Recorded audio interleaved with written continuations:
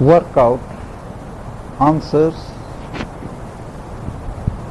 to certain fundamental problems of existence, such as world and God, activity and peace, birth and death, oneness and multiplicity, knowledge and ignorance.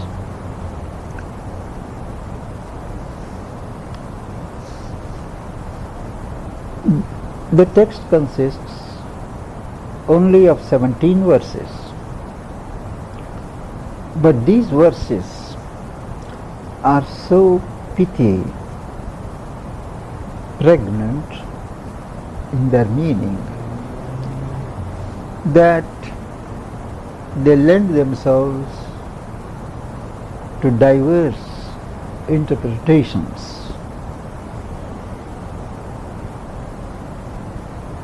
But if we approach them straight away without relying on any of the traditional commentators, these verses form a connected body of knowledge justifying life and world to God, life of activity to a consciousness of peace and non-involvement, reconciles multiplicity with unity,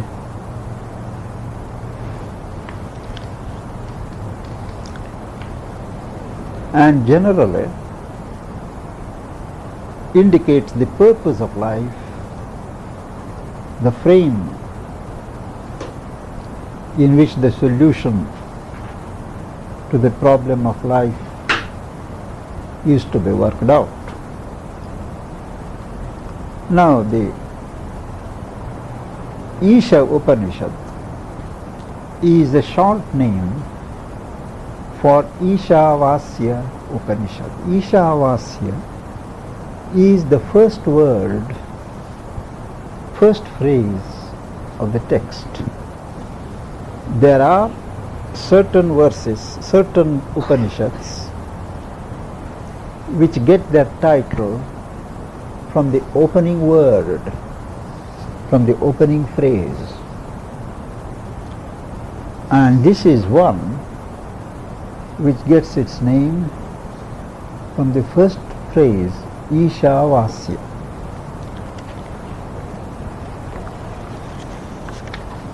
This Upanishad is attached to an important Veda and has an authenticity of its own. Now, for those, I believe most you are all familiar with Sanskrit, so you would like to hear the text as it is before we explain it in English. Ishavasyamidam sarvam yat kincha jagatyam jagat tena tyaktena bhunjithaha ma gridha kasya svidhanam. Idam sarvam, all this is for habitation by the Lord. And what is all this? Whatsoever is individual universe of movement in the universal motion. That is, there is a universal activity. A world of movement is going on. And within that universe that is movement, there are many individual universes in movement. Each one is a universe by himself or herself. Each unit is in a perpetual motion and constitutes a miniature universe. Now all this individual and universal, they are meant for habitation by the Lord. Now, the conception that there is a connection between the divine, between God and this world, that is first. And the connection is not one of separation, is not one where this universe is foisted upon the white being of Brahman as something foreign, something to be rejected, something to be got over, but it is intended for the dwelling of the Lord. The relation of God is one of lordship. He is the master. He is the sovereign of this world. He is not a watchmaker who has created a watch and left it there, but he rules it. Isha is the Lord, and lordship means not only the owning but ruling. So there is a perpetual relation between the ruler and the ruled. The Lord inhabits this world, individual and universal. Thus, it belongs to the Lord. It is for His enjoyment, His joy of living, that this whole universe has come to be. It is not for your joy or my joy, not for my petty enjoyment, but for His cosmic enjoyment. And the next verse, next line gives the logical conclusion that proceeds from this truth. You have no right to appropriate to yourself what belongs to the Lord. So it says, by that renounced thou shouldst enjoy, lust not after any man's possession.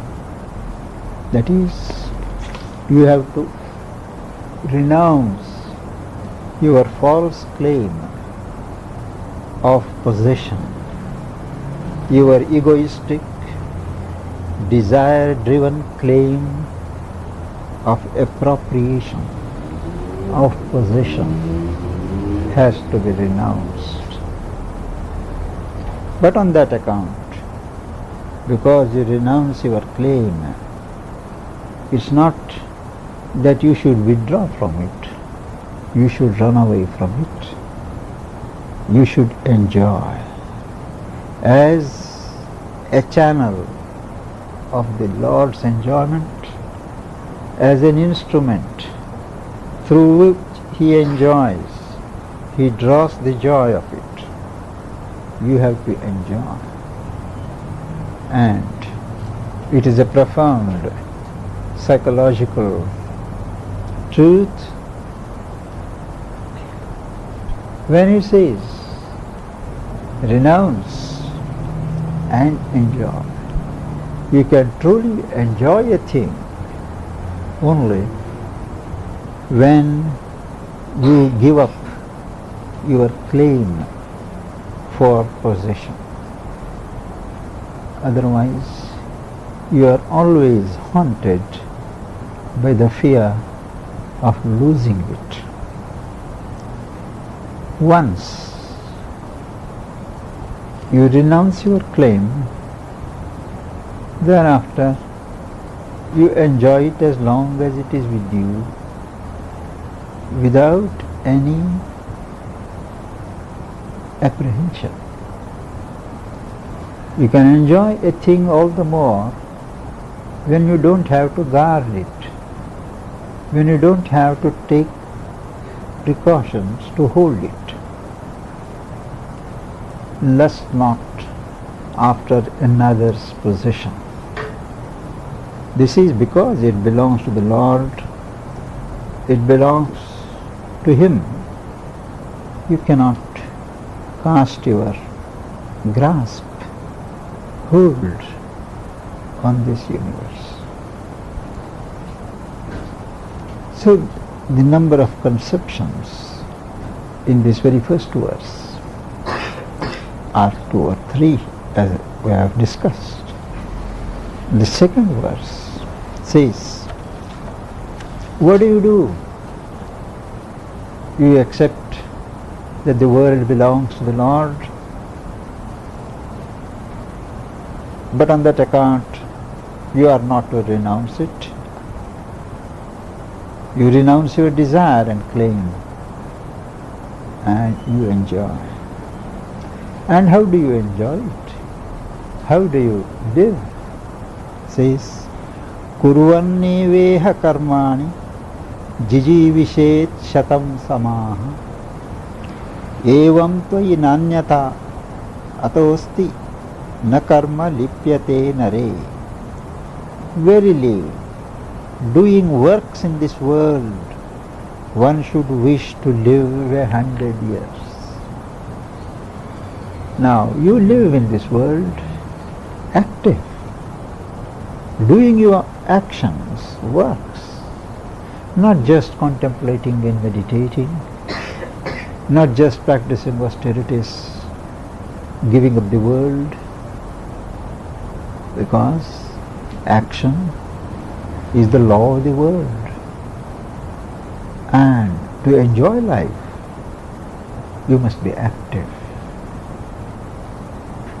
So he says, full of activity, using all your energies in activity, you should wish to live, want to live 100 years. Now 100 years does not mean arithmetically 100. In the older symbolism, 100, 1,000, million, these stand for plenitude, completeness, fullness. That is, live a full life. Don't end it prematurely.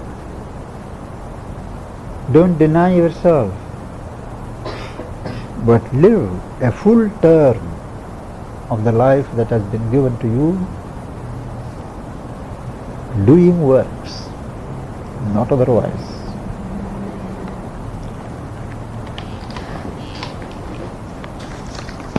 And when you do that, when you renounce your claim for possession and still work, act, that action does not cleave to you. It does not create karma. Otherwise, every action builds a reaction. And this sequence of action and reaction forges a chain of bondage, what is called karma. But an action or an activity done on the basis of no desire, no claim, does not bind you. And when you renounce, it means you don't keep a claim, exercise a claim on the fruit of work. The results of works, you don't bother. You do your actions because you have to do it. But what are the results? You are not over concerned. And such an action does not cleave, does not stick. Stick in the sense that its results do not come back and tie you down.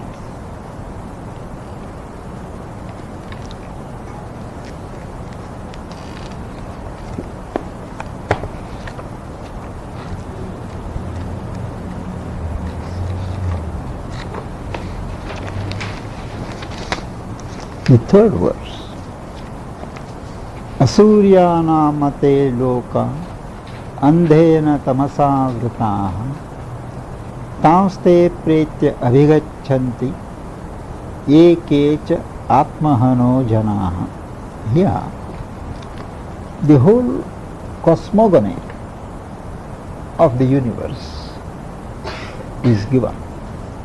That is, this world that we inhabit is not the only world. There are a number of worlds that constitute this cosmos.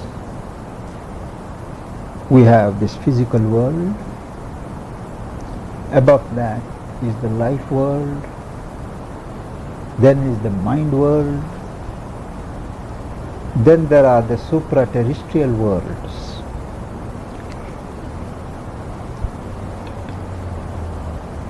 According to the life that we lead here while on earth, are the worlds to which we go, where we stay, where we are held when we leave the physical body. That is, it is a basic knowledge of the fact that this world is not everything. This world and paradise and hell are not everything.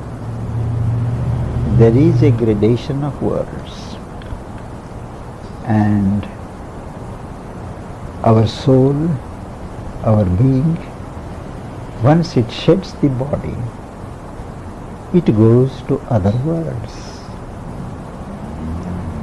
And everybody has to pass through these passages. Ultimately, the soul goes and takes rest in the world of peace, in the world of beatitude, assimilating the experience of the past birth and preparing for the next. But what is the character of the passage? How long do we have to stay or held up in the passage? That depends upon our life while in the body on earth. If we have been positive, good, kind, benevolent, have faith, then when we terminate our physical bodily career, the domains in which we enter are bright. That is what we call heaven. If we have been negative, vindictive, dark, depressing, obscure, full of ill will, the passage It is dark. They are worlds without light. This is hell. So heaven and hell are not geographical locations in the map of the cosmos, but are states of our own consciousness, of our own mind. So it is in this sense that it has been said that we carry heaven and hell in ourselves. It is not God or the devil who takes us to heaven or hell, but it is a projection of our own life here which is there.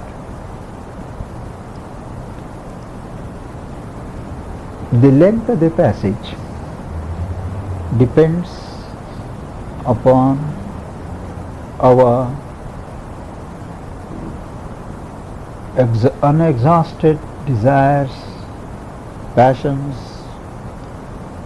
thoughts and ideas to which we fanatically cling. So there is the world of life, world of desire, where we are constrained to stay, working out the desires which we have not worked out during our lifetime.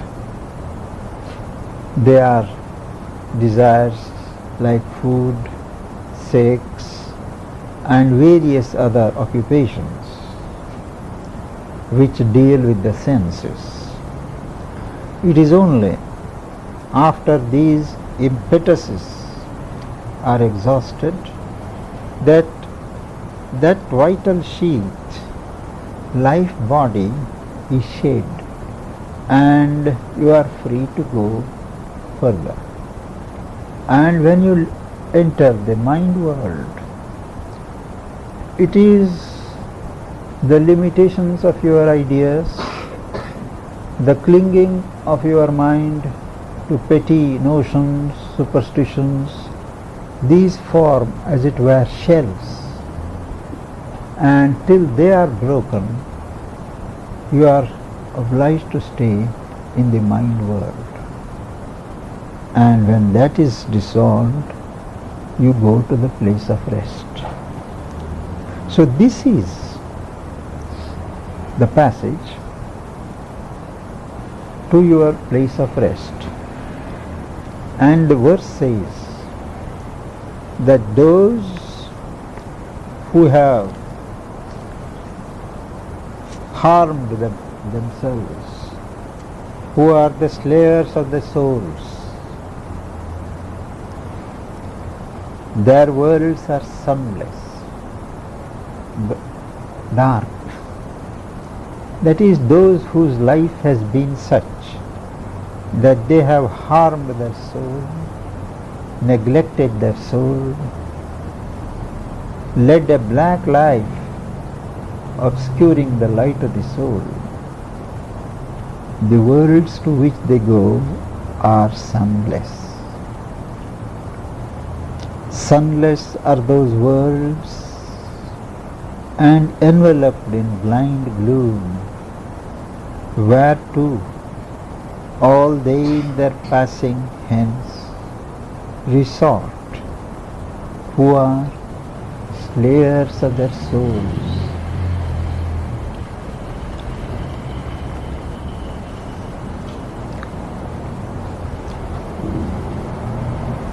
This forms one block.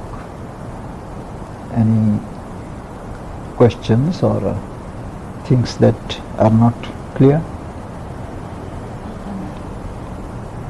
One thing I was wondering about is you were talking about sort of the need to live a positive life in this world before, in a sense, passing on. Yeah. One of the things, I was wondering about, it seems I've heard this in other places, that sometimes they say the way to, in a sense, good is sometimes through evil, that many people who sometimes do very evil things in this life somehow learn something from them or something, but move on because of evil in a sense, or because they've learned something from evil. So that sometimes positive things seem to come out of negative. I was just wondering, how that works out in what you're saying. Well, there is a point of view, which sees the justification for everything, which sees that everything has its meaning. So, if I do evil, if I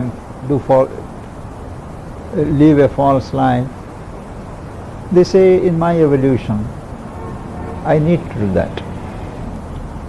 So that is a point of view to teach indulgence to others, so that they may bear with me. So that they may bear with me.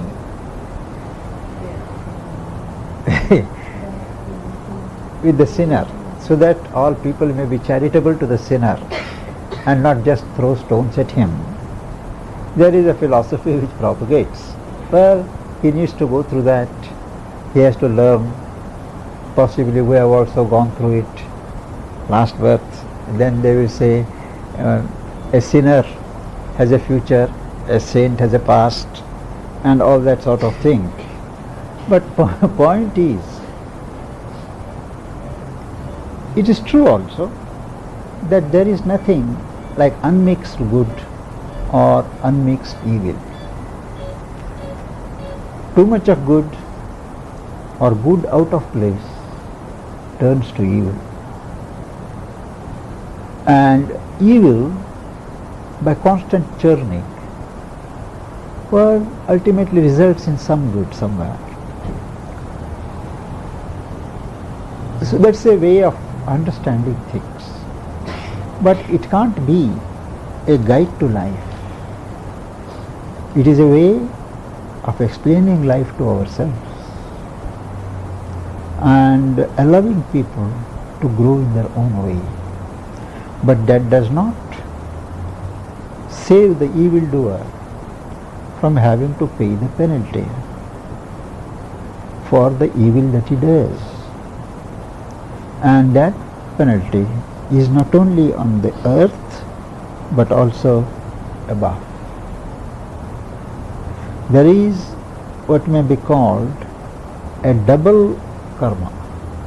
He first works out that evil there in the higher worlds, and when he comes back here, since the work had been, evil had been sown on earth, he reaps it on earth. So also the good things.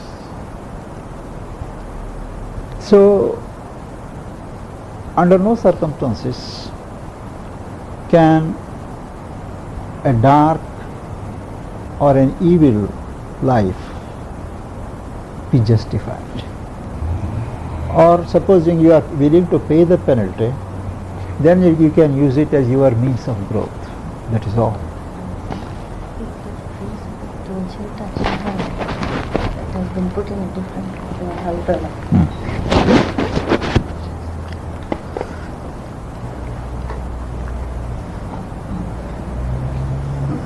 Any other question? What makes you laugh? Well, I think,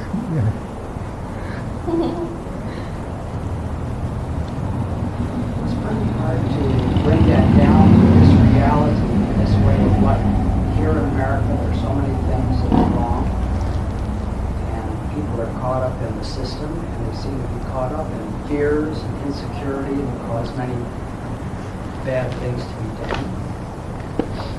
And I don't quite see the tie between this philosophy and what's going on here in our reality here yet. you say that because you have not seen other countries. What is going on here was on in other countries also. After all, human nature is the same. Human societies are the same. Only others are not conscious. you are getting conscious that there are many features which are wrong, which need to be set right, and there is a turning, there is an awakening. That is a saving feature of America. In other countries, they are blissfully ignorant or unaware of the wrong things that are taking place, and they are just driven. So when you see that,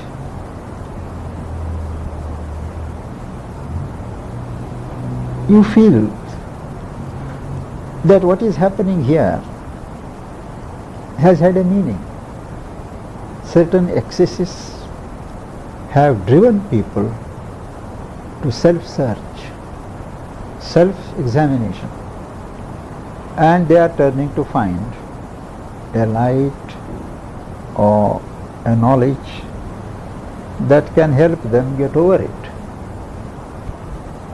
And this is the only philosophy that can be relevant to your country, to your society. A philosophy that justifies the world to God, shows you the way, the scheme, the plan to live a full life, meaningful life. If I were to preach here, or Sri Aurobindo were to preach, cancelling yourself, snap the thread and you disappear. Instant coffee, instant tea, instant realization, instant liberation. Well, that may appeal to some superficial intellects, superficial people, but that will not solve the problem. Problem remains. The problem has to be tackled where it has come up. And that can be done only by having a positive spiritual attitude. That this world is not evil. It is not meant for evil. It has been occupied in parts by evil, but it is meant for occupation by the Lord. And we should build that world by renouncing our egoism and desire. You say, it is a competitive society. Who will listen to this message? Everybody is, doing better than the Jones and so on. But a few individuals who are awake, who get awake, who practice, they become centers for change.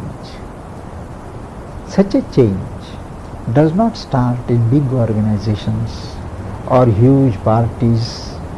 No, they are always microscopic in size.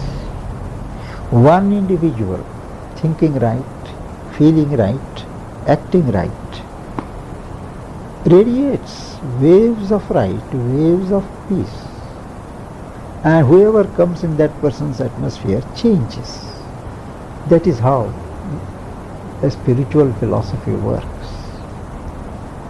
And it does not matter that there are 10 people here who are taking interest, who are studying. That means much more than 1,000 people killing each other in the streets of Los Angeles. I think that has to be our approach. I wonder, there are 1,000 people who were down at Diablo Canyon. There were thousands of people out at Embarcadero Plaza for the Solidarity Yeah. labor demonstration against the Reagan economics. And all of these people seem to be ego-motivated. They have good motives. They're not selfish. They're trying to make a better world. They're trying to share and cooperate and to be loving with each other. All of these very fine spiritual ideals, and yet it's tied up with ego. They're not outwardly spiritual. In fact, many of them say they aren't spiritual because religion has done so much damage in the past. And yet many good things are happening from this. There are egos and egos, but I wouldn't call it the spirit that motivates them. That anti-nuclear people or these labor people and all that, they are less selfish than many of us. It may be a kind of egoism, but it is a lesser egoism. And that's the way it should be. Things are progressing because you still find here in this society thousands and thousands who can participate and lead movements of change. They don't care what happens physically. That shows that the people are young, virile, and they are moving towards an unselfish motivation. I do think that is a spiritual thing.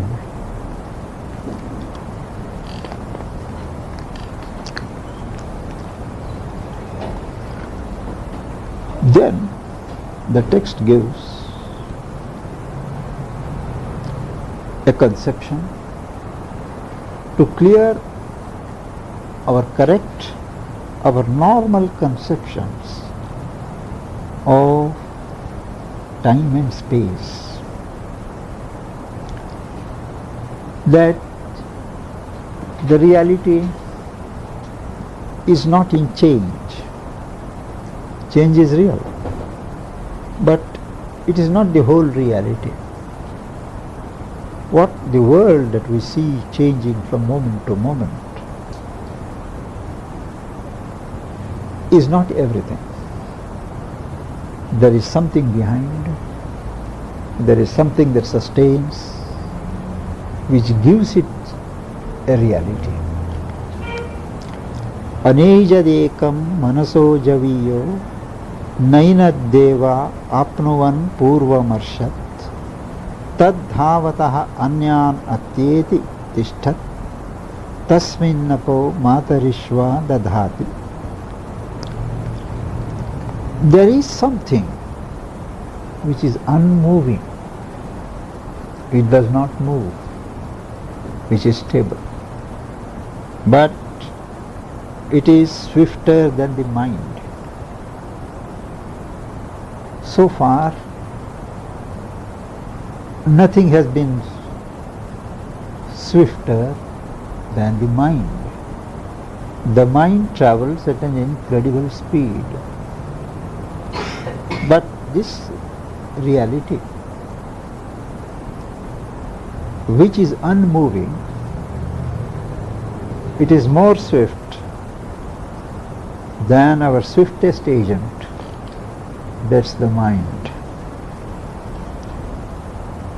The gods do not reach it. The gods are psychological powers, the cosmic functionaries whose external activities are movements of nature. They are unable to reach that unmoving thing which is always in the front. This upsets our ideas, notions of stability and movement. It ever progresses in front. That standing passes beyond others as they run.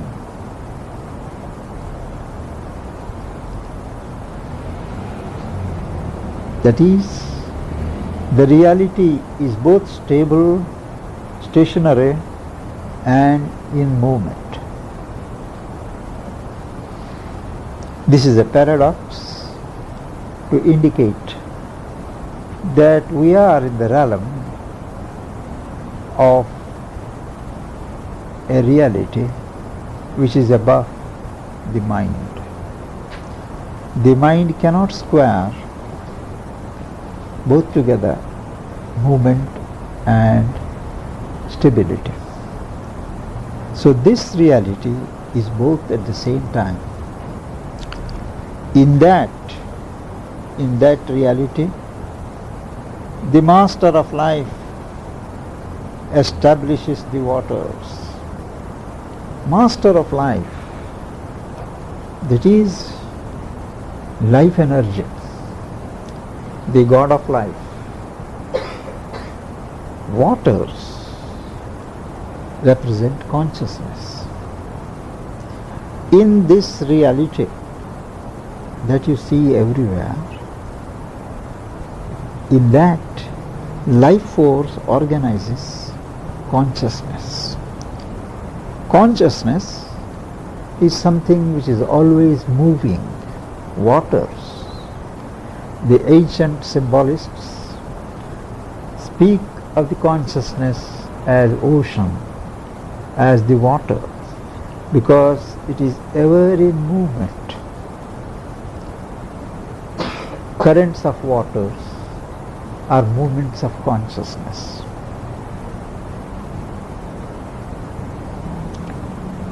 And the fifth verse repeats this idea,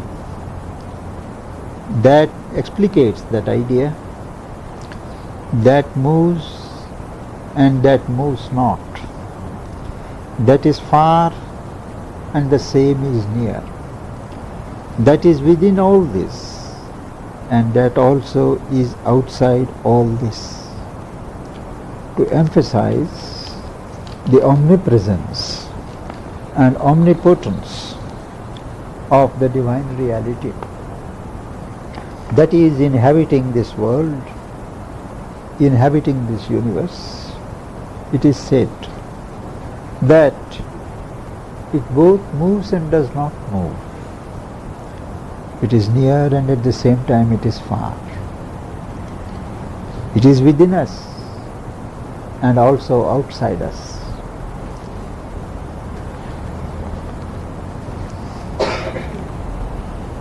And then he draws, the seer of the Upanishad draws a conclusion, makes a statement based upon these words. He says, Yastu sarvani bhutani atmanyevanu pashyati sarva bhuteshu chatmanam tatona vijugupsate. He who sees everywhere the self in all existences and all existences in the self shrinks not thereafter from aught. Now, this reality of which we speak is within us, yes, said, and that is our basic indestructible reality, and that is the self, capital self. Now this self is there in us, each one of us. It is also there in everything, not only in the human forms, but in all forms. Now he makes a capital statement that this self which gives reality to me is there in all things. That is, at the level of the self, I am all. And not only is the self in all, but it also contains all in itself. These are two separate conceptions. Becoming the indweller, ensouling everything, and also containing everything, enveloping everything. That is, the self is not only contained, but it also contains. We not only hold the self, but we are held in the self. So from wherever you look, there is only the self. When I realize this truth of existence, what is there from which I can shrink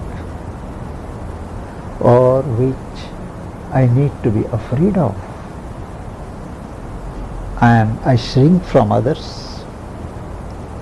I am afraid of others, things coming from others, because I set up myself as something separate and you all as foreign to me. I forget that we all are one. I lend myself to be divided by my ego, by my mental separativity, and I guard myself from contacts, impacts from everywhere. So every time something impacts on me from outside, I react. I don't welcome and embrace things. I always feel, how does it affect me? I mind me. So I shrink from what I think is unfavorable to my interests.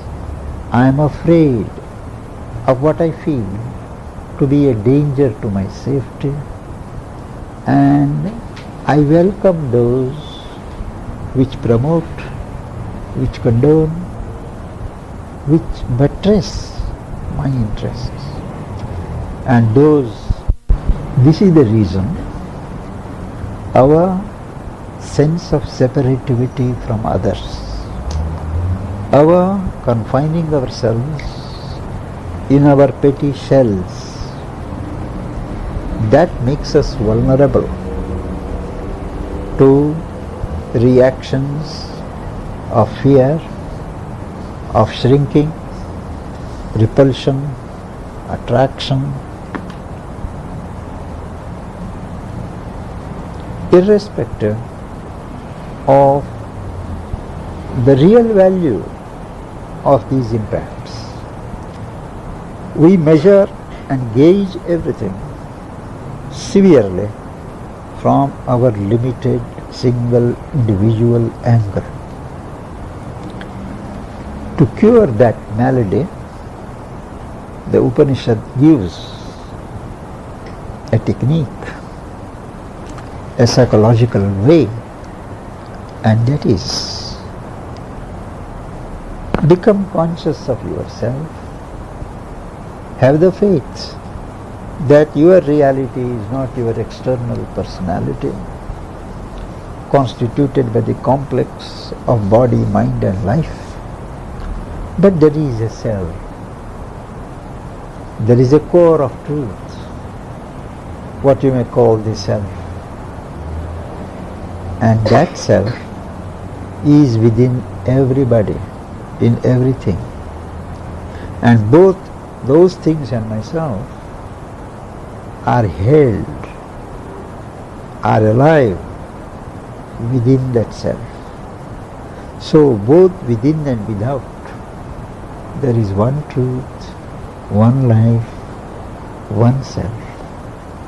Where does the question of fear from others, anxiety, tension, self-guarding come? That is why this is a very classic verse which is quoted in many systems. The only way to avoid shrinking from aught, from anything, is to see the self everywhere in all existences, and all existences in the self. And next step, he says, he realizes the self, I said. Now, myself is not something static. It is dynamic. The self is not only inside me, but it has become me. All other creatures, all forms are becomings of that being, becomings of that self. They are not creations. You take up some matter and out of it you create. You are the creator. No, you become that. Like milk becoming yogurt, you become that. You continue in that. So all forms in the universe are the becomings of God, of the self. This is the basic philosophy of Sri Aurobindo also. He bases himself on this experience, which realizes that this world is a becoming of God, a becoming for joy, not out of desire or compulsion, but for the joy of becoming. We put on nice dress, we have a play, we game for the joy of it. So it is a becoming, it is a conscious movement of becoming. He in whom it is the self-being that has become all existences that are becomings. Yasmin sarvani bhutani atmaiva bhut vijanataha tatra ko moha kashokaha ekatvam anupashyataha. For he has the perfect knowledge. A person who realizes that the self-being has become all these, which are the becomings of that, how shall he be deluded? When shall he have grief, who sees everywhere oneness? What can he be afraid of? What can he fear?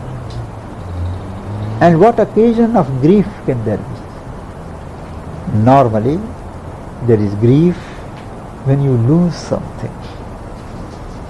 Now here there is no question of losing because you don't own anything. If a thing is taken from me, it is given to me in somebody else, some other form. So once you realize this basic oneness of the constituting reality, of the containing reality, of the becoming reality, there is no room for grief. I think we could take a break for about 10 to 15 minutes.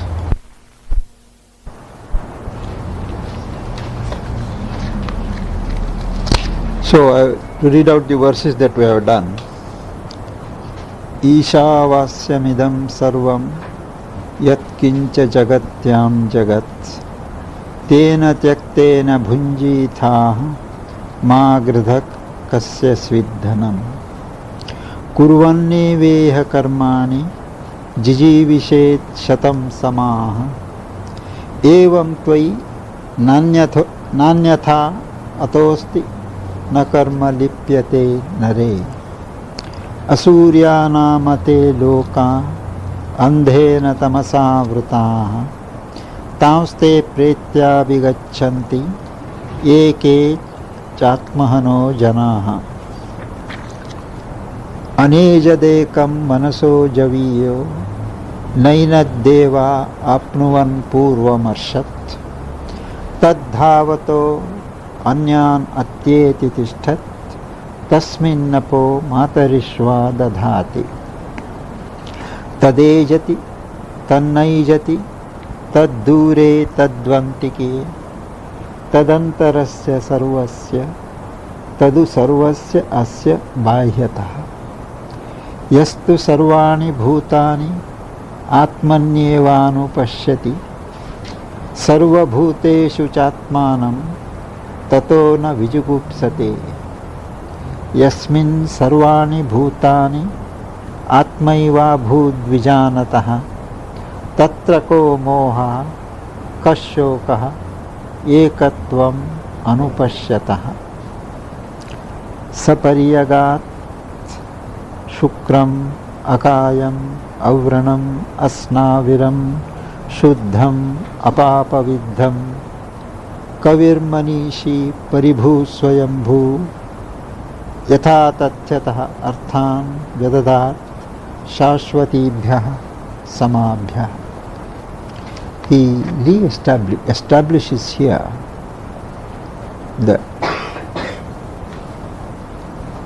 unity of relation, oneness of the divine being and the world that is his becoming. It is he that has gone abroad. The Lord is not there, confined to one status. It is he that comes forward. It is he that has gone abroad. That which is bright, bodiless, means without form, without scar of imperfection, without sinews, pure, unpierced by evil. That's the nature of the reality. There is no evil in it, no imperfection, no hard corners, no scar.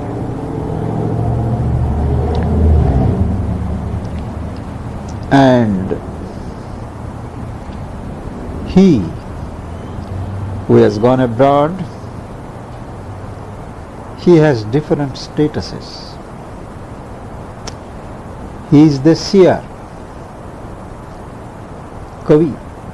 Kavi normally means poet. But a poet is one who just doesn't poetize. He doesn't write poetry or compose poetry. In the earlier conception, a poet is one who sees things beyond the physical range and he expresses what he sees. So the divine, as he becomes this, he sees and he holds the truth, that truth in himself, in itself, which is to be actualized. So he is the seer, he is the thinker. He gives mental shape, ideas, thoughts. But first one sees, then what one sees takes the form of ideas, thoughts, concepts. The one who becomes everywhere,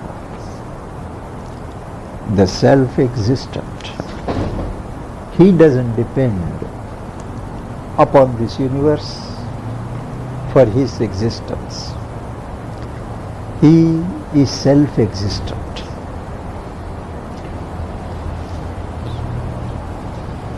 The self-existent has ordered objects perfectly according to their nature from years sempiternal, from immemorial ages. It is the reality, it is the divine that has ordered things, and each thing has been ordered, organized according to its shape, according to its nature.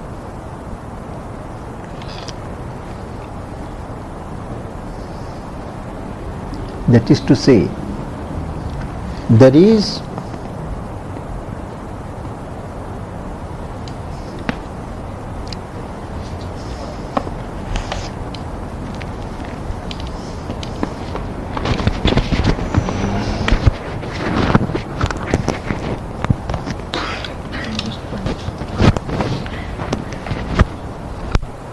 Sets my stomach a bit. At times, yes. This has some digestive upset.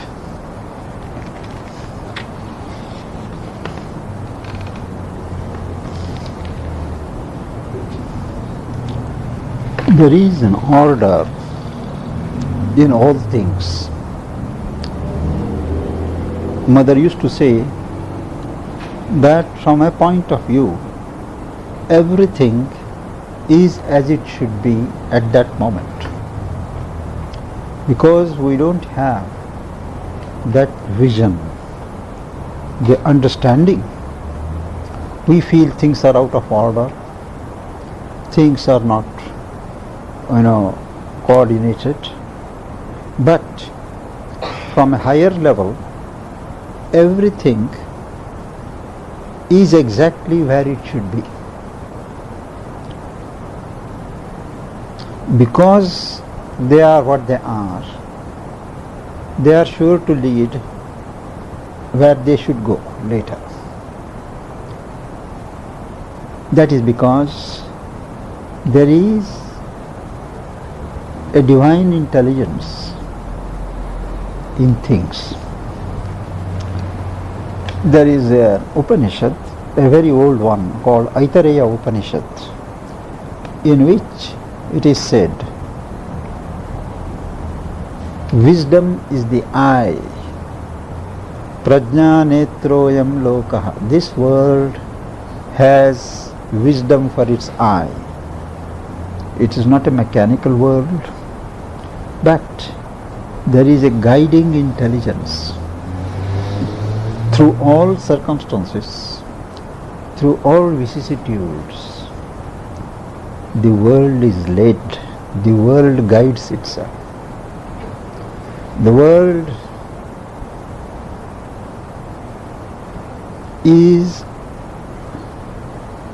has a direction.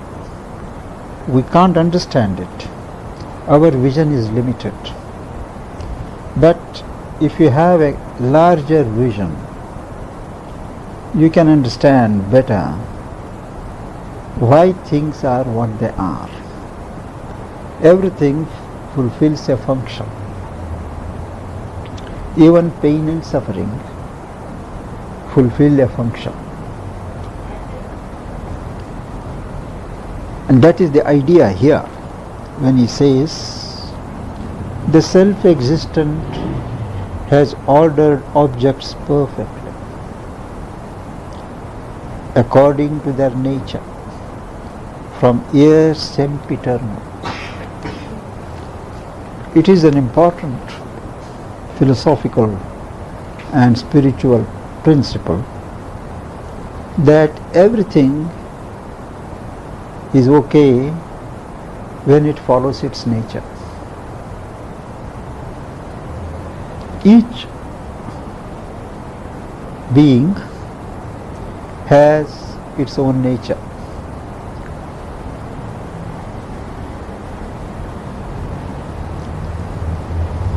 That is called Svabhava. S-V-A-B-H-A-V-A. Svabhava. And the law of that nature is Swadharma. S-V-A-T-H-A-R-M-A.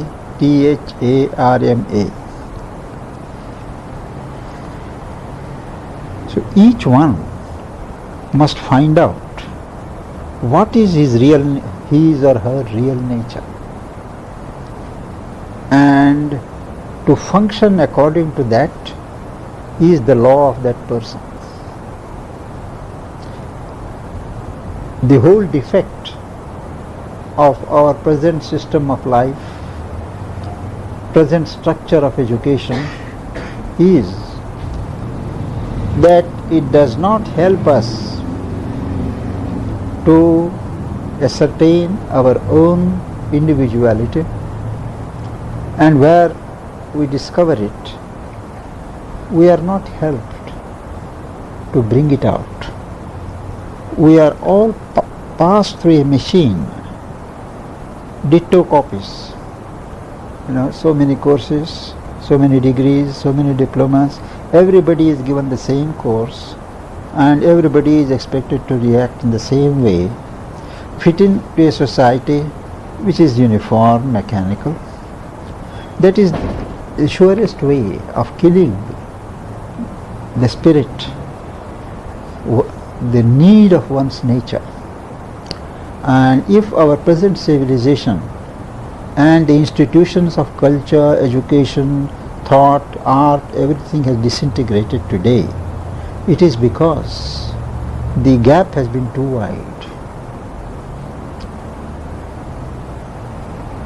In a book that has recently been published called The Third Wave, Toffler, Alvin Toffler, he points out how there have been three waves.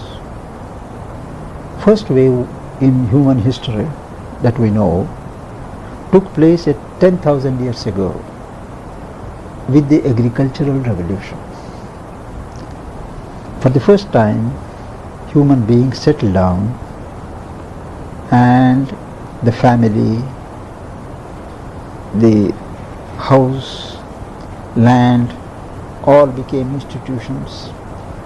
It developed a kind of society, huge families, the people being maintained, working, the intimate relation between the owner and the tiller of the land. A huge civilization came up.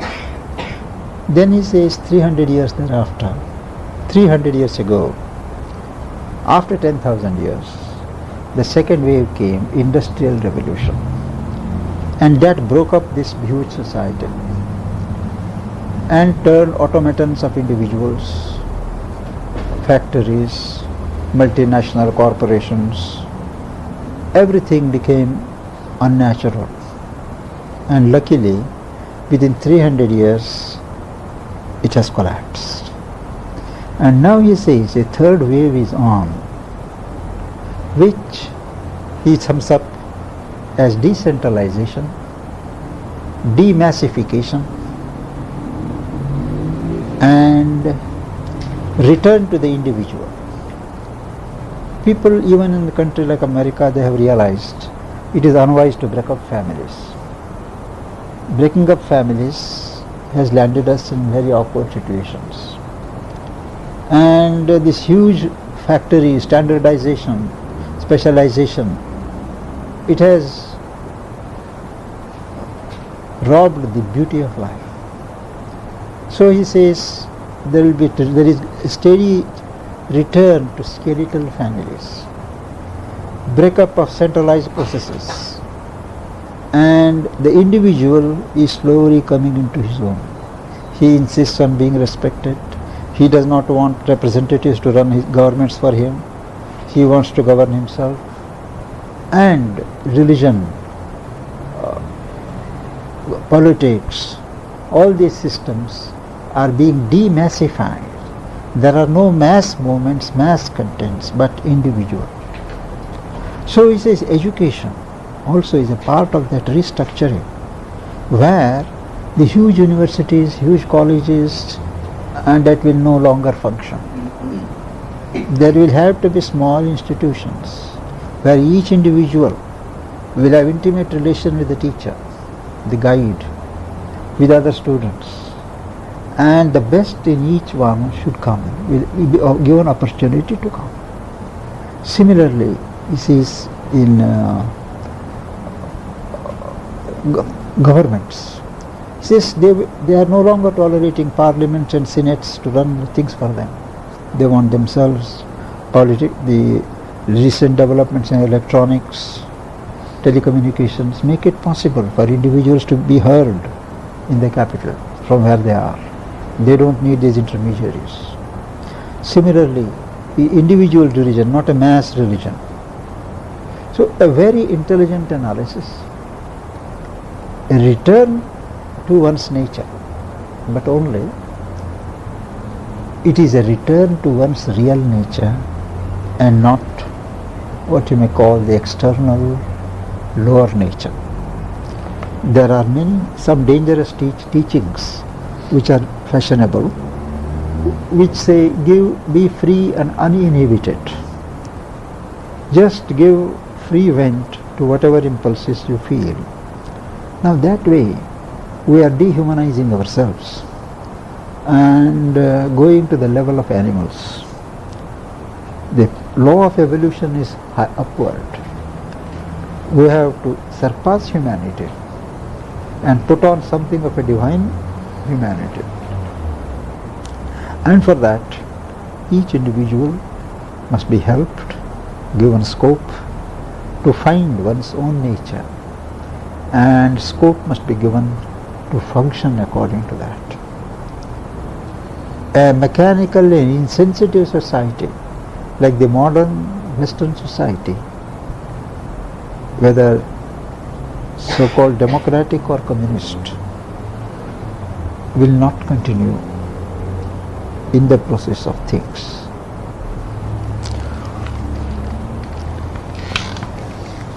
Andham tamah pravishanti ye avidyam upasate tato bhuya ivate tamo yaha udya vidyayam rataha. Now, the conflict between knowledge and ignorance. There is knowledge and there is ignorance. So the text makes a very unexpected statement. Says, into a blind darkness they enter who follow after the ignorance. Well, this is very clear. Those who follow the path of ignorance, they enter into a blind darkness. They, as if into a greater darkness, who devote themselves to knowledge alone. Those who shut themselves in knowledge, they enter into a darkness which is more dense, which is greater. Now here, the meaning is, ignorance is knowledge of multiplicity without being aware of their unity. To treat things as so many separate beings, separate forms, is ignorance. When you are not aware that at some level they are united, they are one. Knowledge in this context is awareness of unity. Now when you are aware or concentrated only upon unity without being simultaneously aware or accept the multiplicity around, you shut yourself into a greater darkness.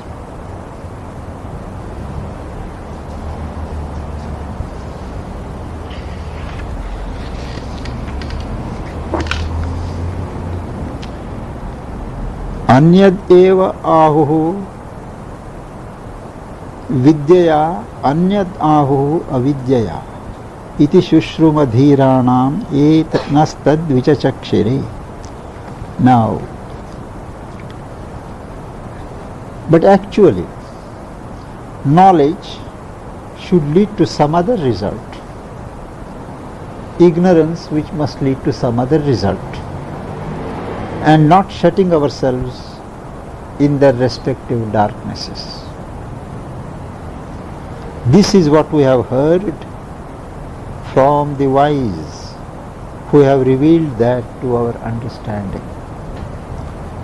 Those who have gone before us, those who are wise, they have declared that knowledge should lead to a result other than being shut up in a greater darkness, ignorance should lead to another result than always leading you to turn round and round in the circle of darkness.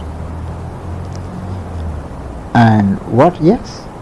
There's one thing I was just wondering, you said ignorance, it sounds like ignorance is in a sense, ignorance like in English ignorance of just not knowing. It seems like just a sort of different aspect of reality, being aware of one, Yes. of multiplicity. Partial knowledge. Okay, and knowledge in the Yes. is this knowledge of unity. Unity. Then he says, how do you come to the right solution? If both ignorance and knowledge lead you only to darkness, ignorance to a lesser darkness and knowledge to a higher darkness, what do you do about it? Says, he who knows that the reality as both in one, that is, both knowledge and what we call knowledge and what we call ignorance are him. They are his movements. By ignorance crosses beyond death, and by knowledge enjoys immortality. That is, knowledge and ignorance are here treated as two aspects of the reality. Ignorance is knowledge of the multiplicity. Knowledge of the multiplicity leads to experience of the multiplicity, full organization of the multiplicity, acquiring maturity in the field of multiplicity.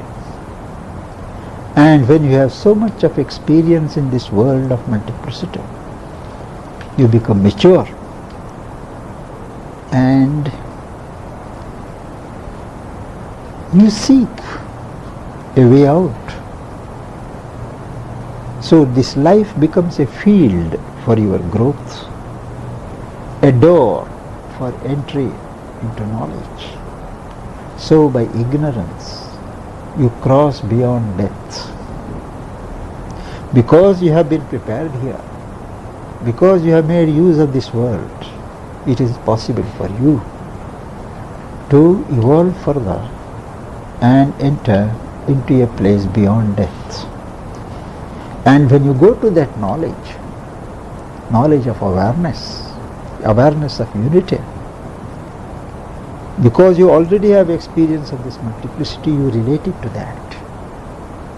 When you relate your experience of multiplicity to your awareness of unity and realize that that unity is here as multiplicity, this multiplicity has its soul there as unity, you become immortal. When you have knowledge, you don't disappear from the world, but you establish the divine consciousness in this world of multiplicity.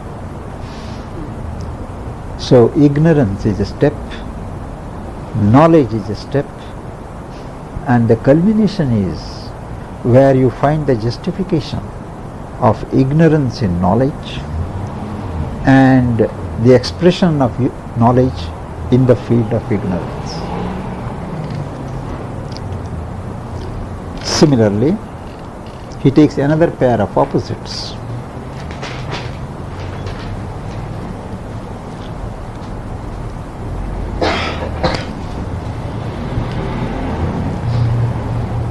अंधम तम प्रविशन्ति ये असंभूतिम उपासते ततो भूय इवते तमो यौ संभूत्याम रताः.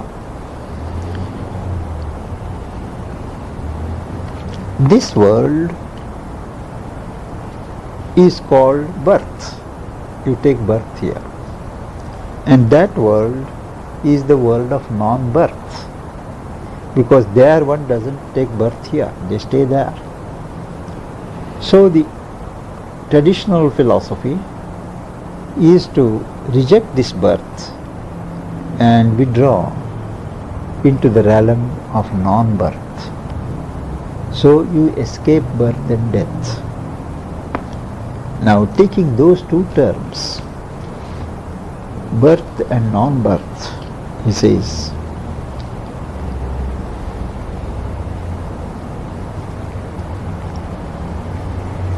into a blind darkness they enter who follow after the non-birth.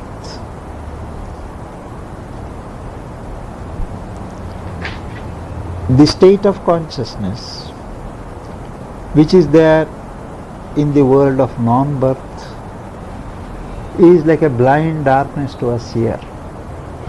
It has no meaning. But those who devote themselves to birth alone, they enter into a greater darkness. If you stay here only, thinking that this is all sufficient, all explanatory, you live in a greater darkness. But birth and non-birth, they have different meanings. Anyat eva ahu sambhavat, anyat ahu asambhavat, iti shushrumadhiranam enastad vichachakshire. Same repetition of the same verse, different words, instead of knowledge and ignorance. Here he speaks of birth and non-birth. Birth signifying this world and non-birth signifying the supra-terrestrial worlds. He says, here also the reconciliation comes, that both the birth and the non-birth pertain to the reality, to him, to that divine being. Sambhutim cha vinasham cha yastadveda ubhayam saha vinashena mrityum tirtva sambhutya amritam ashnote. When you realize that both are movements of the same, then by refusing to accept this world, this life as everything, refusing to be confined to this, that is, in your consciousness, in dissolving the formation of this world as something self-sufficient, you cross beyond death. You are no longer bound to death. Once you see the meaning of this world, that it is not sufficient, that it draws its justification from an immortal principle, and you take steps to relate yourself to that, you go beyond death. But once you go beyond death, that's not the end. Thereafter, having gone beyond death, having acquired that state of divine consciousness, you look back into this world, that it is an expression, it is a way of manifestation of the divine, and you accept to take birth here. That way you establish that immortality here. So by dissolution of this, you go beyond death, and by taking birth here thereafter, you have immortality. Immortality is not something to be attained and enjoyed in the heaven. Immortality is establishment of the principle of continuity here on earth.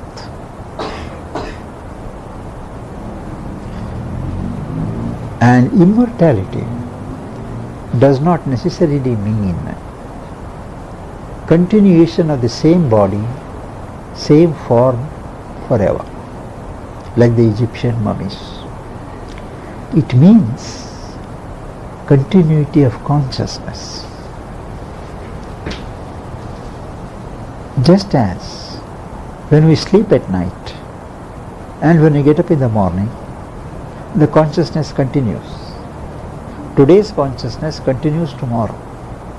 Our having gone into different states doesn't make much difference. Similarly, even when you change your body, your identity continues. That is real immortality. Immortality is immortality of consciousness. And when one wants to change one's body, one does it. Only one can't be compelled to cast away the body by disease or death. So a person who has realized that state can't die. He casts off his body. He can't be forced to die. But our attachment to matter, our attachment to material things is such that we want the same body to continue.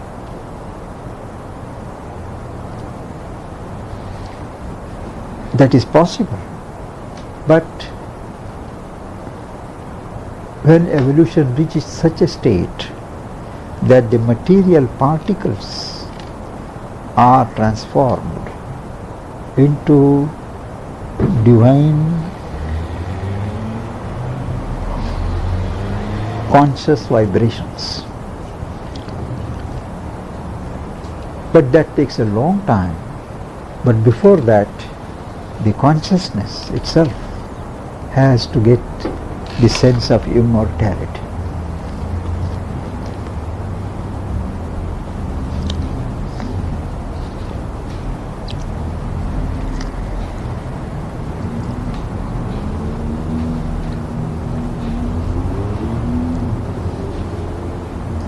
The हिरण्मयेन पात्रेण सत्यस्य अपिहितं मुखं तत्वं पूषन् अपावृणु सत्यधर्माय दृष्टये. Now, the goal is the truth, and the truth is conceived not only as a principle but as the form of the divine. And the face of truth is covered with a brilliant golden lid. We can't see that truth, however high we may rise in our consciousness, because it is covered by a lid. And that lid is formed by our mental ideas, concepts, precepts. Our mind weaves a conceptual formation which acts as a lid, preventing us from having an actual vision of the truth as it is. And it is difficult for the human being to remove that lid, to dissolve that lid from below. So, the prayer is, that do thou remove, O Fosterer. Fosterer is the Son of Truth, who nourishes our energies, known and unknown to us.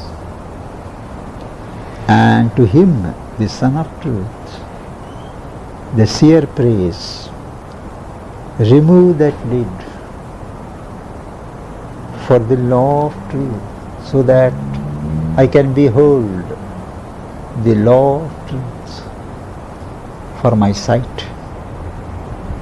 That's the prayer.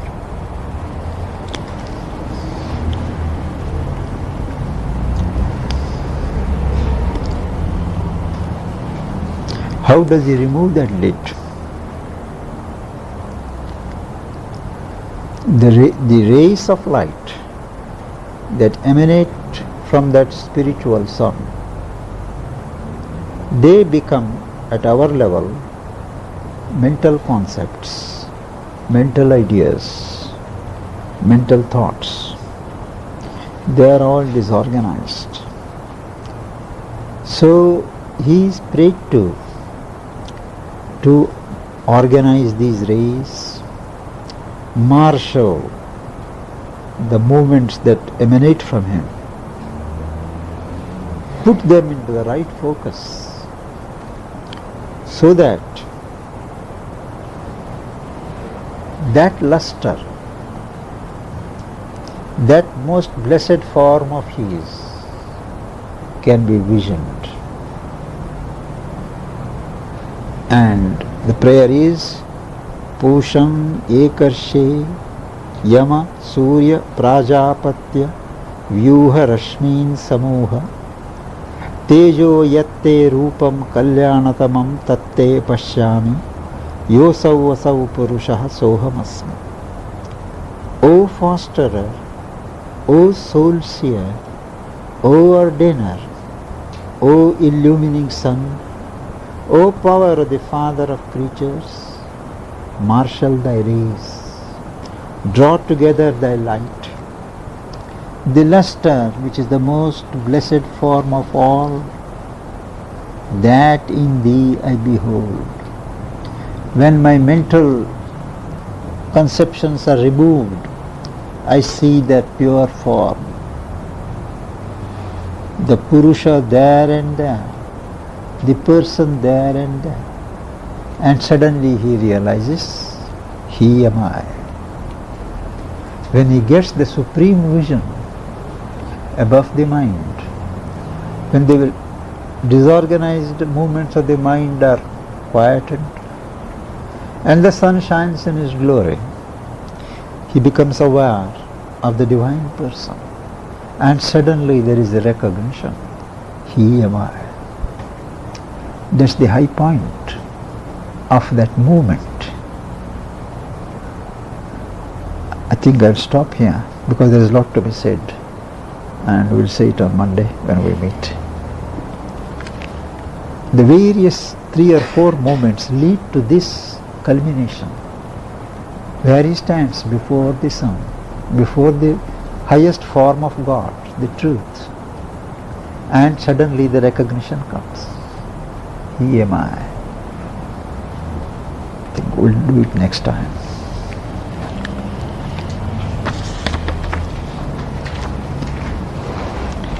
So we meet upstairs at Monday. Now, if there are questions, please ask. If you could write the word on the board, you gave us the Sanskrit word for the Dharma. Yes. Follow one's own nature. Yes. Tubarina. Swabhava and Swadharma. Swabhava, innate temperament. You want me to put V instead of W? V. Production.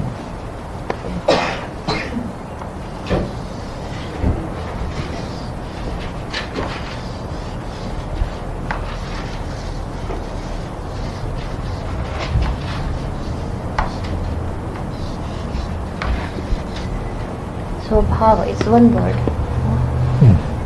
And Swadharma. with V here, I think.